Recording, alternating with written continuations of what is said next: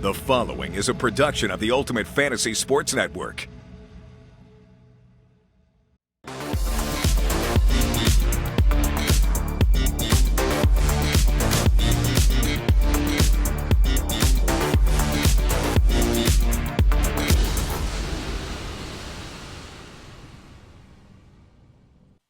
Well, here we are, episode 38. Once again, Larry Fisher joining me as UFHL Insider. My name is Dean Millard, host of this show and also an owner of Duckman's Domination in the UFHL. And this is UFHL Now, Larry, where we have to top last week's show, which was so incredible with all the breaking news elements. But we thought it was going to be tough to top show number one when you predicted a trade for Yevgeny Malkin, and it happened. So that's what we'll keep doing. And on the heels of last week's show, where you had some potentially, you predicted some more news that could happen, and lo and behold, we have another huge story when it comes to a franchise sale in UFHL.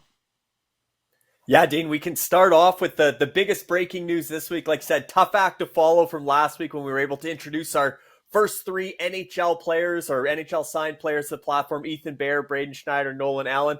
This week, Dean, we're following up on some of the breaking news from last week, because last week we made the announcement that Corey Conacher, former NHL player, and his family were interested in purchasing a UFHL franchise, or at least exploring ownership opportunities. Well, it didn't take long to find a fit, Dean. The Conacher family is the proud new owners of the Gators franchise. And for those who don't know, the Gators were the original flagship franchise that the UFFS founders had retained to invest in their own project, to show a good faith that they were committed to the platform. And but the plan was always to sell the Gators, Dean, when the time was right. And the Conacher family were looking through some of the franchises and potential franchises available, and the Gators really stood out to them. And so very exciting news overall for the UFHL, Dean. Another record-setting sale at $80,000 USD, which ups the bar from $75,000 USD, which was the dynasty sale to Ryan Malone back in July, as well as Red Army, fresh off the Klein Cup, sold to Alex Muchinski for the same $75,000 USD. But great to have the Conacher family in the fold, and more so than the record-setting sale, Dean, more importantly, welcoming another real-world hockey family into the fold with UFFS. As mentioned, Corey Conacher, a well-known NHL player. His brother, Shane Conacher, played in the AHL and the ECHL. Shane's also going to be part of the ownership group and have a role. And their sister, Jacqueline, Dean, she played CIS women's hockey, and she is married to Ryan Schmelzer, who is currently captaining the AHL's top team, the Utica Comets. And we'll talk more about Ryan's role, but he's certainly, here we go. We got Ryan's going to be the general manager for the Gators, Dean. And this is huge to have a unique situation where there's an active player with aspirations of working in hockey ops, getting his start in the UFHL. But we can certainly, talking with the family and talking with Dave, the competitiveness is what stood out to Dave of his children and his son-in-law, Ryan. And he says it's going to be a big thing for the family to share in the experience. That's, the most important aspect to him. But the kids are competitive, and it'll be fun to see how well they perform against some of the seasoned veterans and quality ownership groups in the UFHL.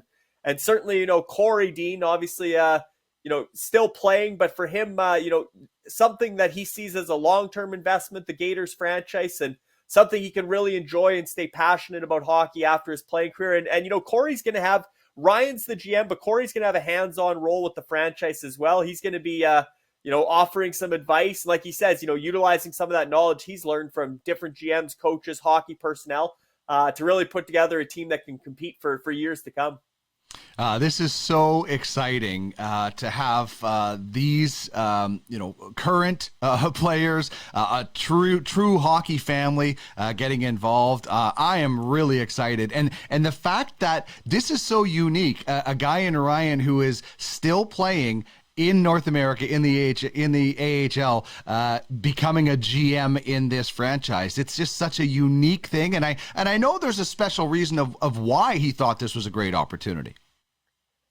Yeah, Dean, I think Ryan attracted to the role because of how closely it reflects the NHL. As he says here, it's a perfect opportunity to learn the ropes of what being an NHL GM is like, something I aspire to be one day. So what bigger endorsement of the UFHL could you get than an active player? He's got an A on his jersey there, but he is the captain of the Utica Comets this season, Dean. He's in his 4th season in the AHL. A real leader and mentor at that level, but aspiring after he's done playing hockey. He wants to be an NHL gem. He's only 28 years old. He's got some playing time left, but he's going to use the UFHL as the perfect place to sort of train and practice up his skills to transition into a hockey ops and executive role, ideally an NHL GM. And obviously then Ryan, taking a look at the Gators roster, very impressed with the work that Matt Gunn has done there, building around, obviously, the franchise player, Nathan McKinnon.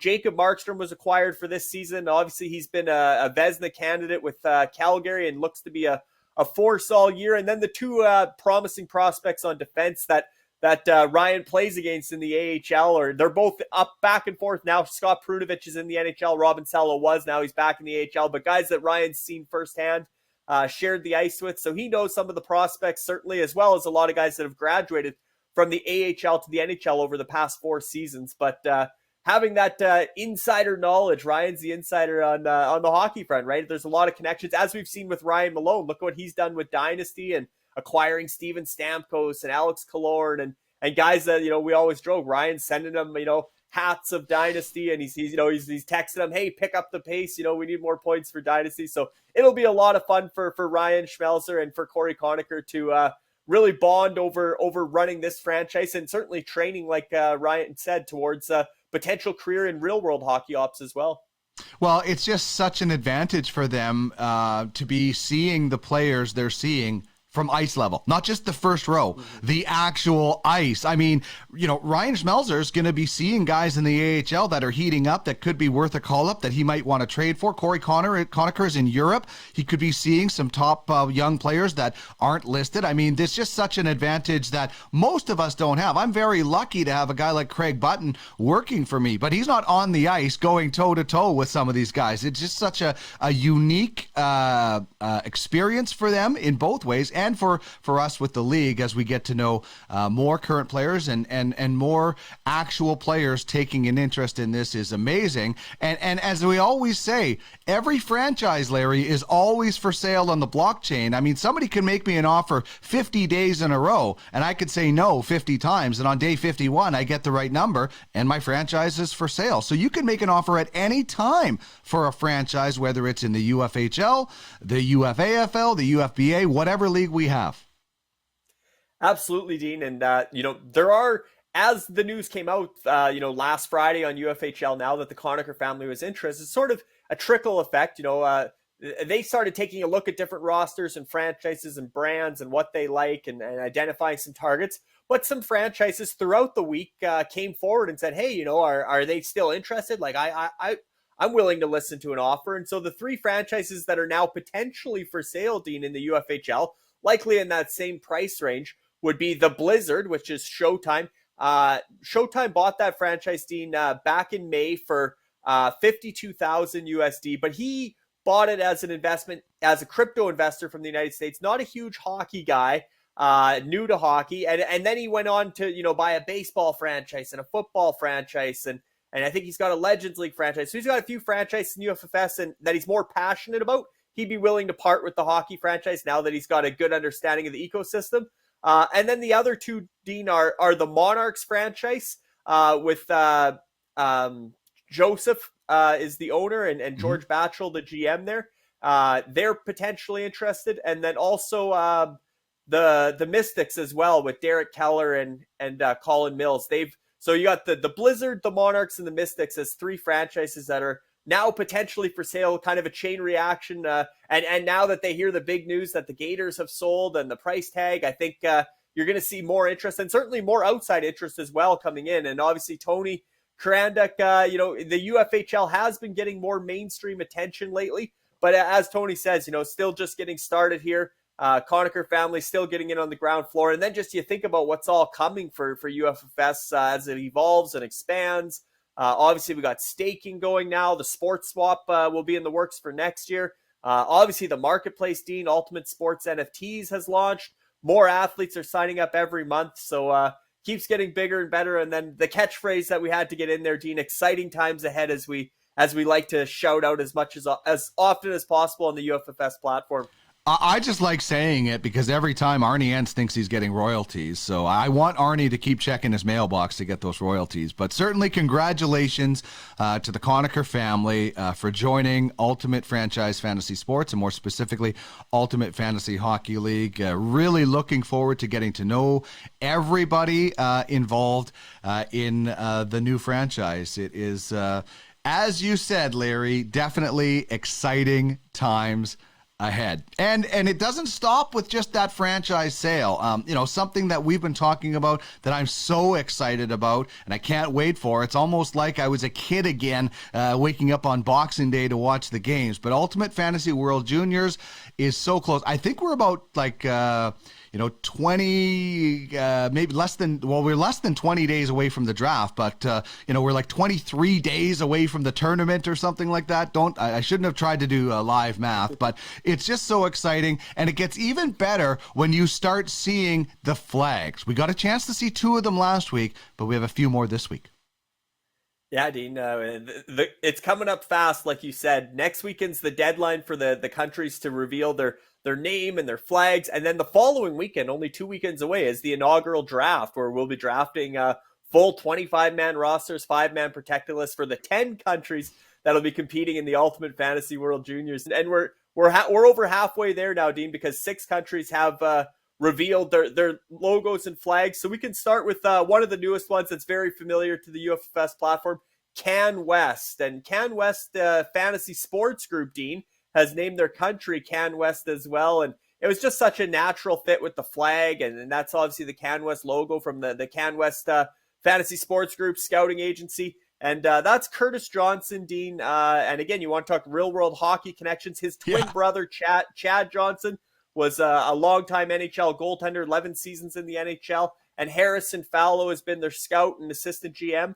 And this is one of those fantasy sports groups companies, Dean, that are very involved across the entire platform.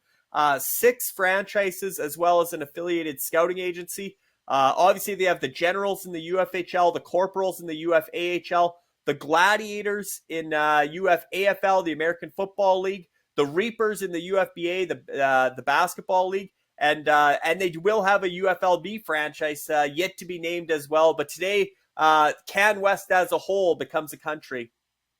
That is awesome. I'm partial to the black, gold, and white because it reminds me a little bit of the Brandon Wheat King colors that I grew up with, and we will be revealing our flag in a little bit. But just as a side note, if we couldn't have received the colors we did go with, we were going to go with black and gold, and that was our second choice because it's near and dear to me. And I had a great time visiting with Harrison Fallow. I was up in Cold Lake this past summer, and he came out to where we were staying. So I love the fact that we all meet kind of online, and then every once in a while we get together and meet up. So congratulations to Ken West on a wonderful flag. Now let's get to the next one. And you mentioned Mooch earlier with Red Army. Well, he's diving in to UFWJ as well.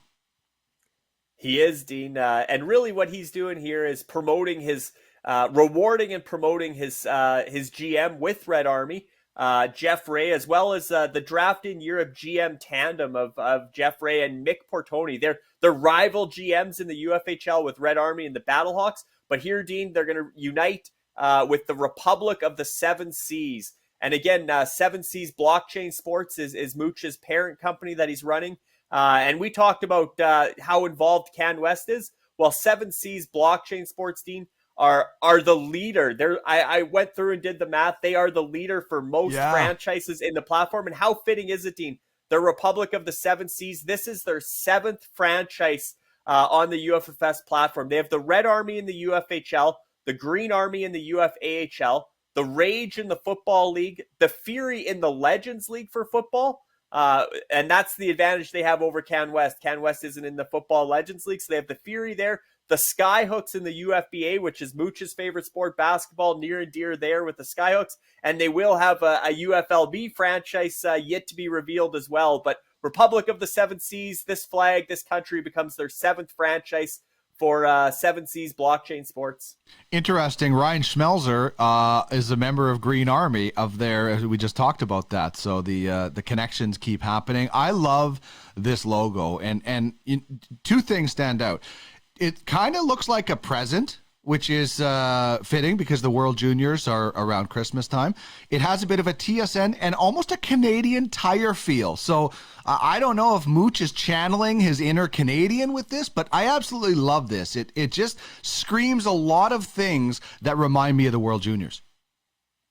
Absolutely. And great point about Ryan Schmelzer being a member of Green Army, Dean. And that is something cool that I forgot to mention when I was going through the rundown of the franchise sale, but the potential to trade for themselves. I joked with both Corey and Ryan about that because and they were somewhat surprised that they were already on rosters, but that just shows the depth of the UFFS ecosystem. They were both selected in the UFAHL draft back in January. Corey for the Minotaurs, the West Coast Express affiliate, and Ryan, like you said, with Green Army, the affiliate of Red Army, obviously there. But realistically, Dean, the real potential is, like you said, to trade for current and former teammates, use that inside info and their connections. But certainly it's cool that they're already involved in the platform and now as franchise owners.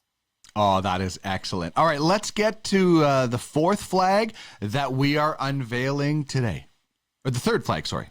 Third flag, and this is a country, Dean, that's very creative, and that's what you want to see, right? A lot of creativity. The first two, obviously, were building off their branding that was already in existence in UFHL, or in the UFFS ecosystem, but this is a really unique one, Dean. Velta Kunya is the pronunciation there. Velta Kunya, and it's a Finnish word, and it means kingdoms in Finnish. The owner, Dean, or our majority owner, is Jope, who we know very well. He got in on the basketball league, and he's been buying franchises left and right as one of the top bidders. Big time member of the Zilliqa community and supporter of Zilliqa, as well as now the Score Coin and SCO and UFFS. But Jope and George Batchel, who are partners in this ownership group, as well as George's son, Kevin, who's new to the UFFS world, but he's going to be the assistant GM. Kevin, a younger guy, played some U18 AAA hockey. He was briefly a prospect with the Regina Pats.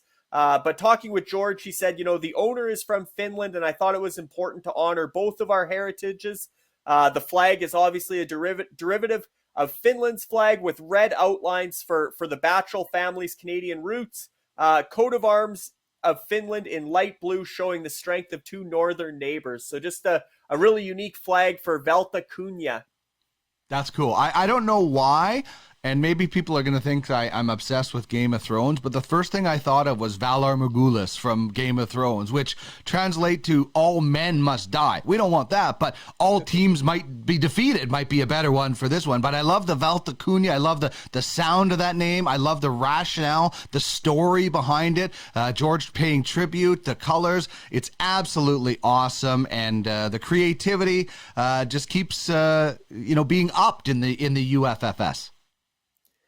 Absolutely, Dean, and all the countries, it is hard. It's harder to come up with a country name and a flag than it is a franchise name and a logo, because everyone's used to doing that in fantasy sports. But when you're presented a clean sheet and come up with a country name, something somewhat and what is realistic for a country name, because they all are kind of random words or phrases. So some are using their branding, and some are getting very creative, like we see here with Velta Kunya.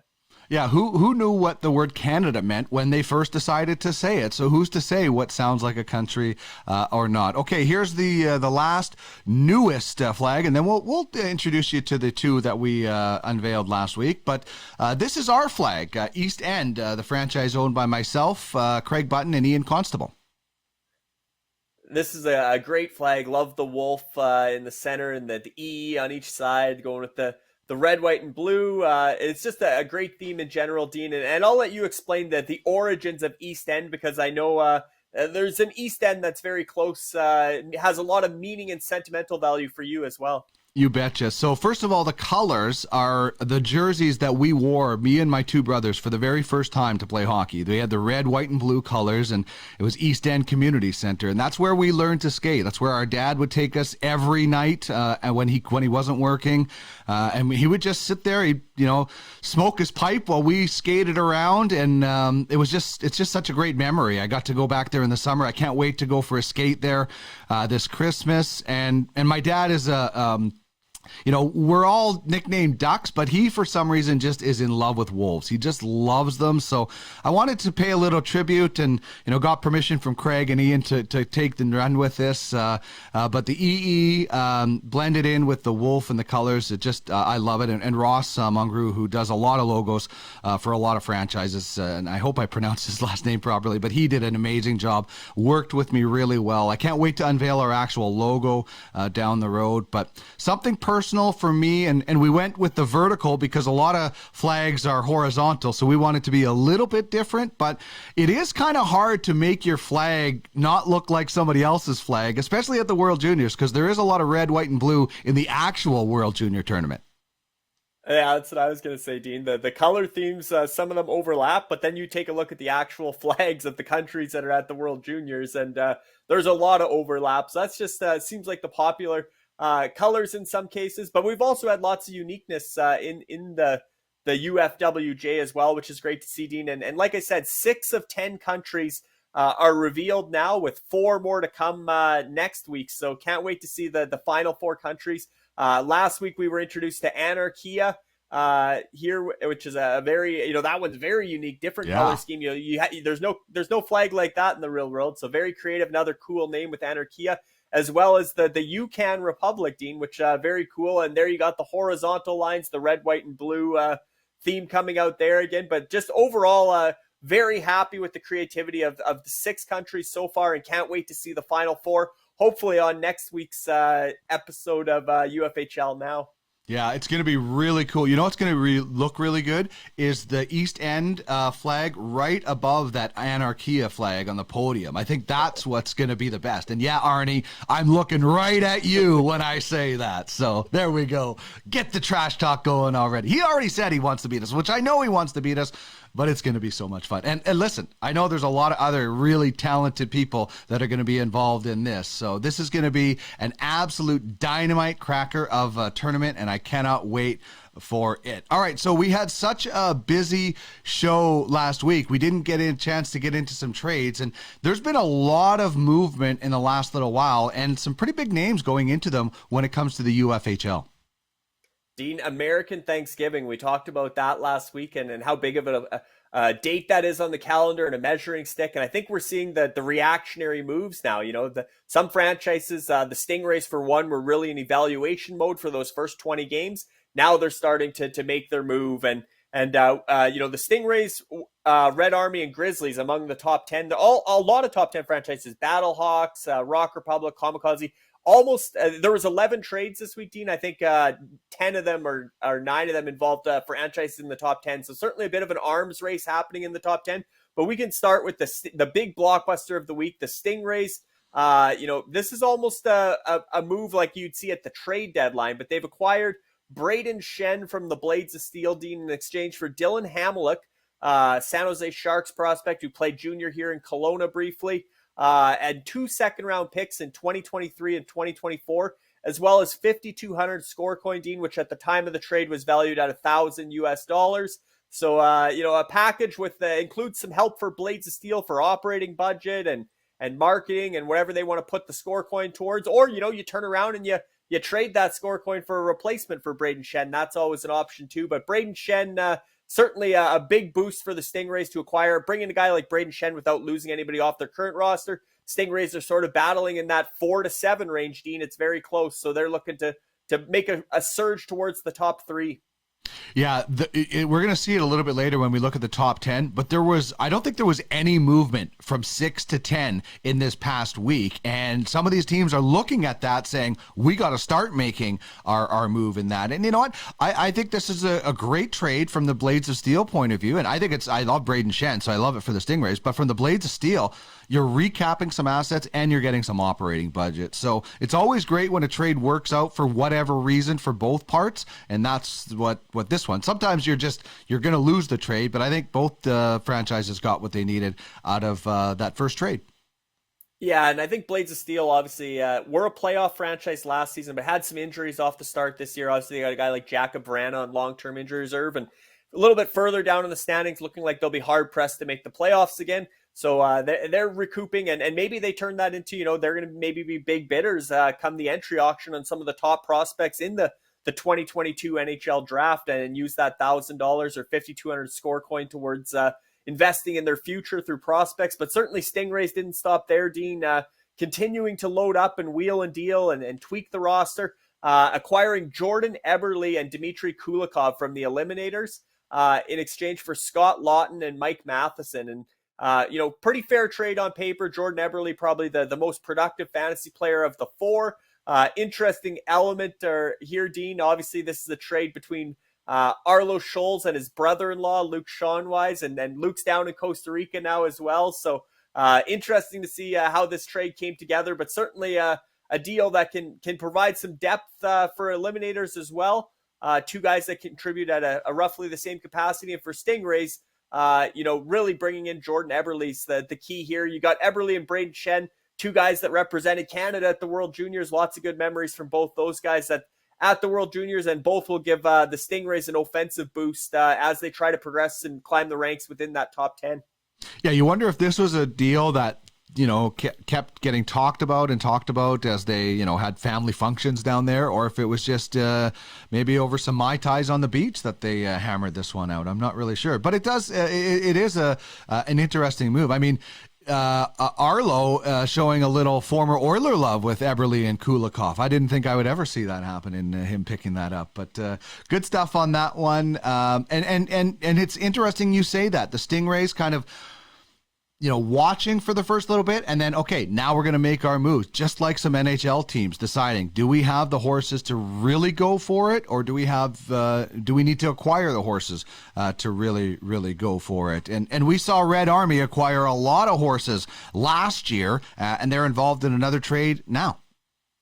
And the two franchises, Dean, that heading up to American Thanksgiving were very active behind the scenes were the Stingrays and the Outlaws. And the Outlaws, they're not done yet, as you'll see on the trade block. They got some more big names out there, but they're really happy with this trade, Dean, acquiring Tyler Toffoli and Adam Boqvist from Red Army in exchange for Max Domi, Adam Gaudette, and a 2024 second-round pick. And the funny thing here, Dean, is this trade was done while the games were going on when Tyler Toffoli and Adam Boqvist both had a big night for their last night in Red Army, but the trade was agreed to prior to those big nights. So Jeff Ray obviously honored the trade. And on the flip side, Adam Gaudette, ends up in Ottawa and scores against the Canucks in his first game there too. So, and Max Domi's been heating up for Columbus as well. So this could be a win-win type trade, especially you get the extra second round pick in there for Red Army, which is always a nice asset to have when you go into the next negotiation or for the future. But certainly the Outlaws are happy to have Tyler Toffoli and Adam Boqvist. And like I said, Domi and Gaudette seem to be heating up as well for Red Army. All right. The Grizzlies are in a battle with the Royals for first right now. And they also made a move this week. And this is one of those win now moves, Dean. This looks like a somewhat realistic trade as well. But Matt Zuccarello can probably help the Grizzlies more in the present. Dominique Kubilik had a great season last year, not as productive for the Chicago Blackhawks so far this year, but certainly the Mystics see the upside there. He's quite a bit younger than Zuccarello, so they're and the Mystics are still pushing, Dean. They're in that playoff race in the Howe division in the Legends Conference, so they hope Dominique Kubilik heats up. But Minnesota Wild's been filling the net, and Matt Zuccarello has a good chemistry there with Kaprizov and Fiala and that whole gang. So I think the Grizzlies are happy to have Matt Zuccarello. And the Grizzlies had to make some moves, Dean, including letting go a guy like Justin Schultz. They had to create some cap space. and really tweak their defense in order to fit in Zuccarello. So it was an interesting week for the Grizzlies, but at the end of the day, they come away with another win now player that can give them a big boost in Matt Zuccarello. All right, and the last trade that we'll quickly run through, and then we'll get to the trade block, is the Eliminators and the Blackhawks, and some more SCO in this one. Yeah, Dean, and the Battlehawks, again, being a top 10 franchise, but building kind of for the present and the future, and they identified Alex Texier as a guy who's going to heat up for Columbus. He's going to be a big part of Columbus going forward. They like him to go with guys like Alexander Holtz and Lucas Reichel and Moritz Seider, and they got a lot of good prospects coming up. The future is bright for the Battlehawks. Mick Portoni's brought in a lot of under 25 players that are going to be impact guys in the years to come. And also they're freeing up cap space with the return of Drew Doughty from long-term injury reserve. So they had to part with a guy like Hampus Lindholm, and the Eliminators gladly take Hampus Lindholm as well as a roughly equivalent to 100 USD with the 500 score coin. So certainly the Eliminators get some score coin and get another top 4 defenseman. All right, let's run through now the trade block before we will dive into some of the players of the month and rookies of the month. And this is of special interest to a guy like Ryan Schmelzer, who's new to the league. That's going to be one of the big adjustments for Ryan. The transition process, Matt Gunn is staying on with the Gators as of now to help Ryan with the transition and until the sales completely finalized on the platform. And then, Matt Gunn's status is to be determined as to whether or not he'll be a long-term fit for the Gators, or perhaps, he could become one of the more coveted free agents as far as UFHL GMs go. So interesting to see what happens with Matt Gunn and the Gators.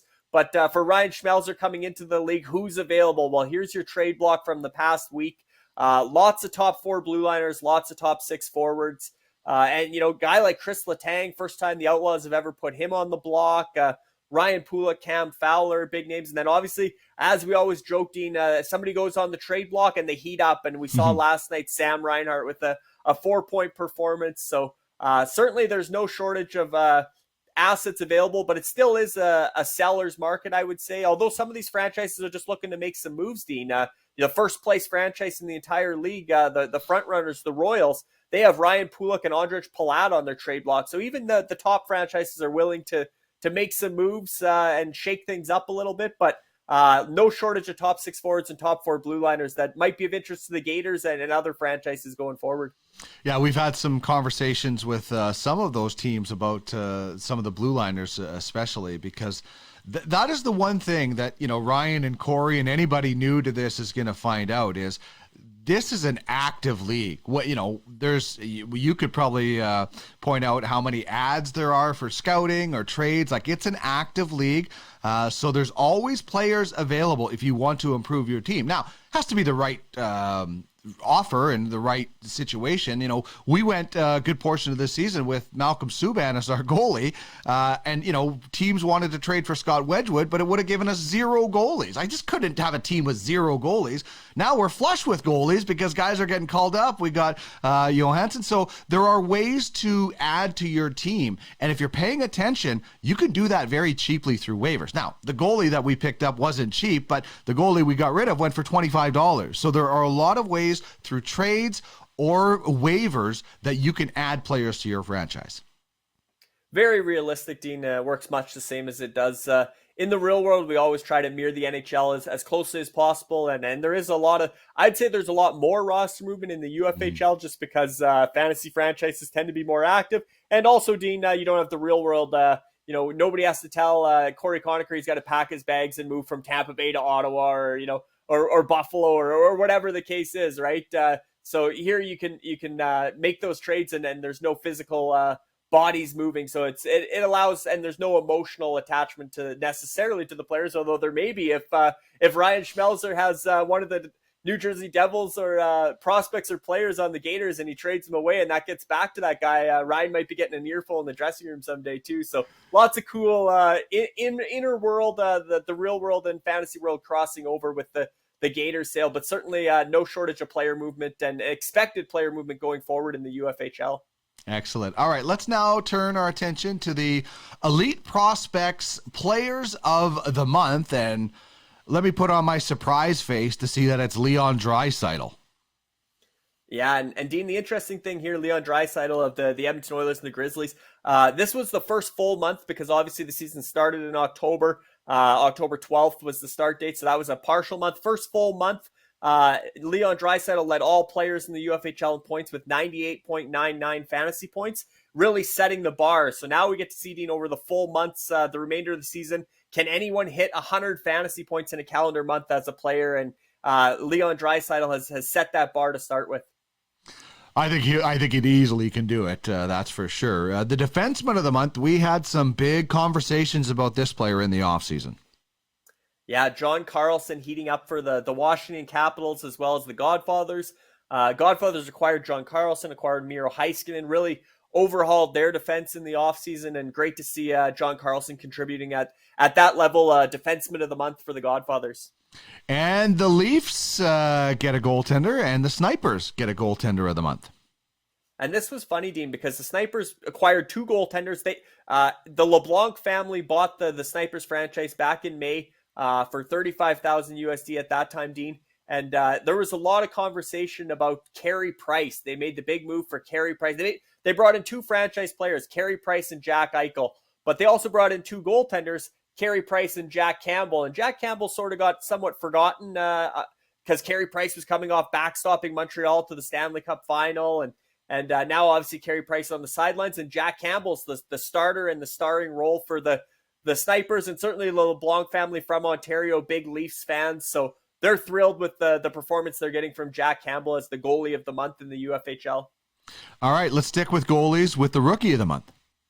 And this is probably the most interesting of the awards, Dean. Alex Nedeljkovic of the Detroit Red Wings and of the Ice Vikings. As soon as this award was announced, a few other franchises reached out and said, hey, wait a minute, how is Nedeljkovic getting rookie of the month? He was up for the Calder Trophy already last season, but just the way it works with the NHL criteria for rookies, Alex Nedeljkovic, Dean, although he was a top three finalist for the Calder Trophy last season, he can still win the Calder Trophy this season. He's still a rookie. Wins the Rookie of the Month, the Fanalytica Rookie of the Month, Dean, and as well as obviously the Elite Prospects Players of the Month. But with Fanalytica, Dean, I thought this was cool too.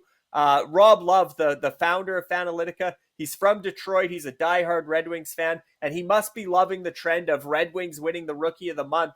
Ironically, though, Lucas Raymond, 2 months into the UFHL season, isn't one of the Rookies of the Month, so he'll be trying to make it a hat trick of Red Wings in December with Lucas Raymond. But obviously, Moritz Seider was the inaugural winner of the Fanalytica Rookie of the Month in October, and now Alex Nedeljkovic, also the Red Wings, gets Rookie of the Month for November. Impressive stuff, and I always love it when goalies are getting rewarded. All right, let's dive into the six-pack of top performers from the last 7 days. I'll run through these fairly quickly, but Red Army loving what Kaprizov is doing. 4 goals and 6 assists, plus 10, 16 shots on goal. You know how I feel about plus minus, but it's still amazing.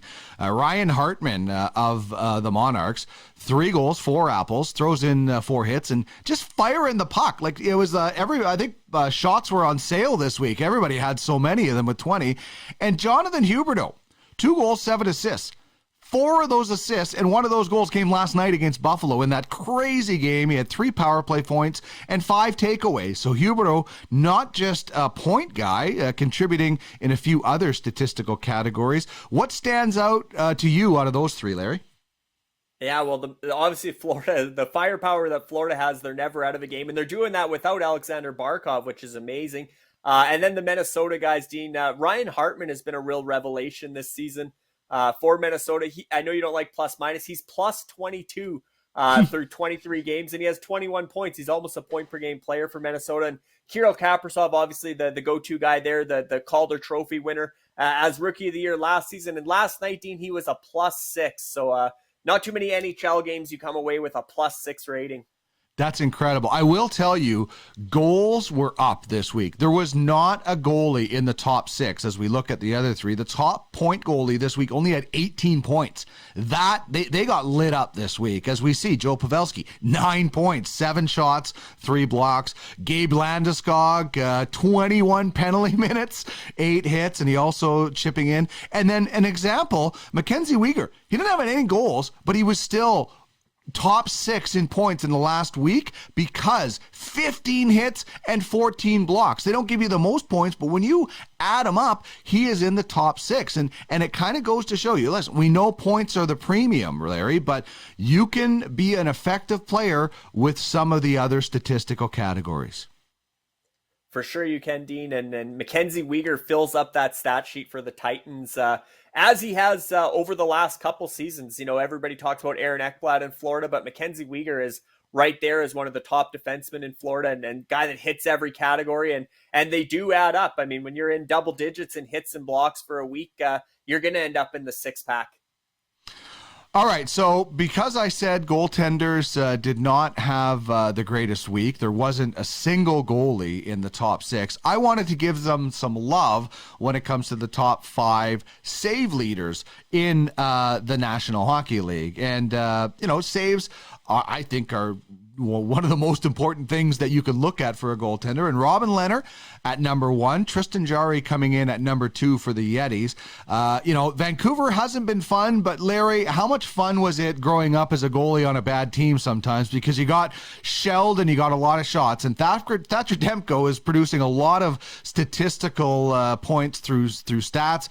John Gibson, Anaheim rolling, and then we just talked about Jack Campbell. And some of these guys starting to separate themselves a little bit, but Robin Lehner, with all the injuries, he's going to be facing a little bit more shots than usual right now.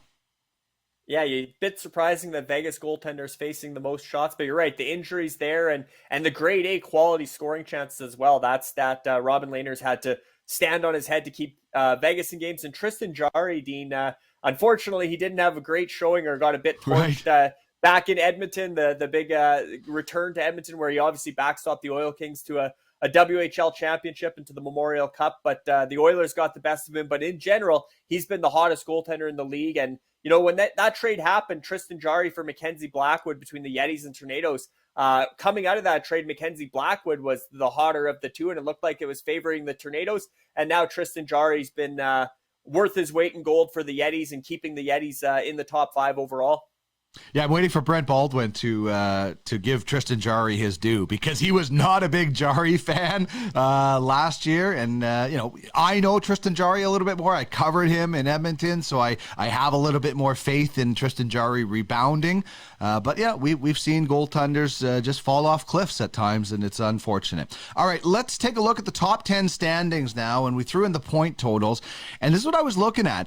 There's some movement. You mentioned it a couple of days ago, I think. The Titans have been on a quite a roll. That battle for the top spot is between 2 teams. But 6 to 10, no movement. None of those teams made any moves in the standings. We saw the Stingrays make a lot of moves in trade, so I'm assuming we're going to see some movement in the back half of the top 10 next week.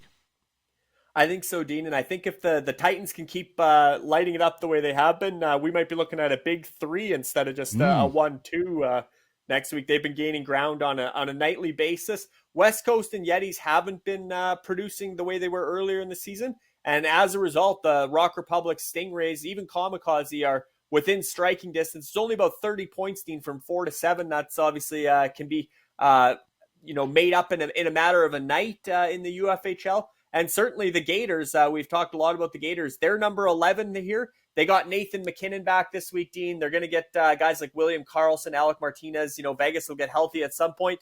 The Gators are knocking on the door of the top 10. And I think with Matt Gunn and Ryan Schmelzer, I think that the moves Matt's made and the moves that Ryan will come in and make, I think the Gators it's only a matter of time with Nathan McKinnon healthy now that we'll see the Gators show up in the top 10 again. All right. You had an interesting Battle of the Rock last week. How did that end up? Yeah, Dean. So total points league, right? UFHL is game 1 to game 82. Not a head-to-head format, which a lot of fantasy leagues are, but we try to have some fun with it, whether it's a nightly head-to-head or who's going to have the best weekend, or in this case, a week-long battle between Rock Republic and Kamikaze. 2 franchises that the owner of Kamikaze was originally part of the ownership group of Rock Republic. Donnie Talk branched out, bought his own franchise, Kamikaze, turned it into a top 10 franchise as well. And both Newfoundland-based, thus the Battle of the Rock. But Rock Republic prevailed, Dean, over Kamikaze. But just a crazy close week-long matchup. There was momentum swings. And again, if this was a head-to-head league, it would have been an intense battle. It was actually tied, Dean, heading into Sunday's finale. Both franchises had 140 fantasy points Monday to Saturday. And Timo Meier steps up, scores twice for Rock Republic to give the Rock Republic the win in the Battle of the Rock. Oh, that's awesome. I love these little kind of head-to-head storylines that we can put together in a season-long points race. Something we'll be doing, obviously, for Ultimate Fantasy League Baseball as well. Let's wrap up quickly with insider advice, Larry.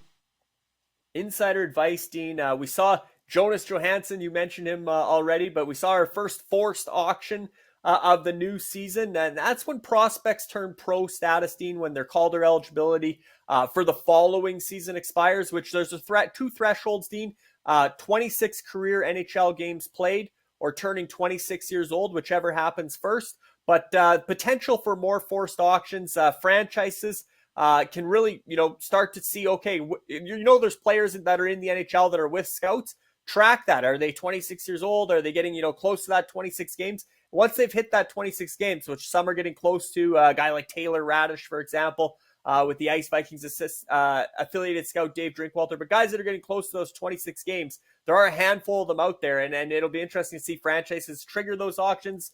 More to come on that front. And Dean, talk of expanding that rule to include UFAHL roster players that are playing in the NHL for next season, to allow forced auctions. If your UFHL parent club isn't calling those guys up and they're in the NHL at the 26 game threshold, or, if the other thing, Dean, what if they're waiver eligible prior to the season? Should they go through UFHL waivers as well? Even though they're owned by a UFAHL franchise, should they have to clear waivers kind of like they would in the NHL? If you're cut from an NHL training camp, you still got to clear waivers to go down to the AHL. So that'll be a talking point at the offseason meetings. A few have brought it up, that why do scouts lose ownership of their assets, or expiry based on rookie status, prospect turning pro, but the UFAHL doesn't. Although, of course, in the AHL you do have veteran players down there. Sure. But some process of promoting those players to the UFHL, because there is some demand for some of the players that are simmering in the UFAHL, and those franchises are UFHL franchises are obviously waiting for injuries or a time of need to promote their players. Well, yeah, and certainly, as we say, we strive for consistency, but owners, we're still new in this league, and there's still going to be tweaks and adds and things that make the league better. Not every change should be feared. Sometimes change is for the good, to make things better. Sometimes too much change is a bit of a problem, and that's where I know you and Nathan and Andrea are striving to find that balance. But man, it's been such an exciting week. We've got some more hockey players involved, and hopefully people are reaching out to them about trades and not trying to get their teammates signed on as their digital athlete NFT because they're on their franchise. Yeah, Dean, you want to maintain that professionalism. Obviously, these guys know a ton of people in the hockey world. They're going to spread the word organically about the UFHL. It's going to come up in conversations on the bus, whatever. It will be a talking point, as it is for Ryan Malone with Dynasty, and then all the Ethan Bear now. Guys are going to be asking him about what's the UFHL all about. So it'll grow, and the players will come in at their own pace. And certainly, Dean, speaking of players coming in, we got a bit of a teaser here. We can't do the breaking news this week, but I can tell you there's going to be more breaking news next week, which we can look forward to, is another announcements in the works, Dean, that could bring on a bunch of hockey players as digital athlete NFTs potentially in the months to come. So looking forward to announcing that partnership next week, but unfortunately, no spoilers today. We'll have to settle for the big breaking news of the record-setting franchise sale for the Gators. Well, I know you were a print guy most of your life, but that has perfect broadcast tees written all over it. Don Scott at WABC in Saskatoon would have been very happy if you would have went through his school and came out with that kind of a teaser. That's awesome. I can't wait to see that, to hear about it. So many cool things happening, not just in the league, but on this show. Could be some change. Speaking of tease with UFHL Now in the next little while. But certainly we are always here if people want to reach out to us at the UFHL on Twitter, at UFHL_scouting. If you want to reach out to that one, Larry, very involved. If you want to just reach out at UFF Sports. email us info@uffsports.com, and you can check out the website www.uffsports.com. There it is, where NFTs come to play. You can find out all kinds of information about UFFS and our different sports and athletes. And of course, we have to say thank you to the sponsors that make this league possible. Instat, Puckpedia, can't wait to get that tool going. Fanalytica, Elite Prospects, we showed those awards, and get your official UFHL jerseys from Maplewood Hockey. Stuff is always happening in the UFHL and on UFSN. So, Larry, it's been an amazing show with great news about another hockey family joining UFHL, and hopefully more great news next week as well. Thanks so much for joining me on the show, and have yourself a good weekend. I can't wait to see more UFWJ flags as well. Thanks as always, Larry.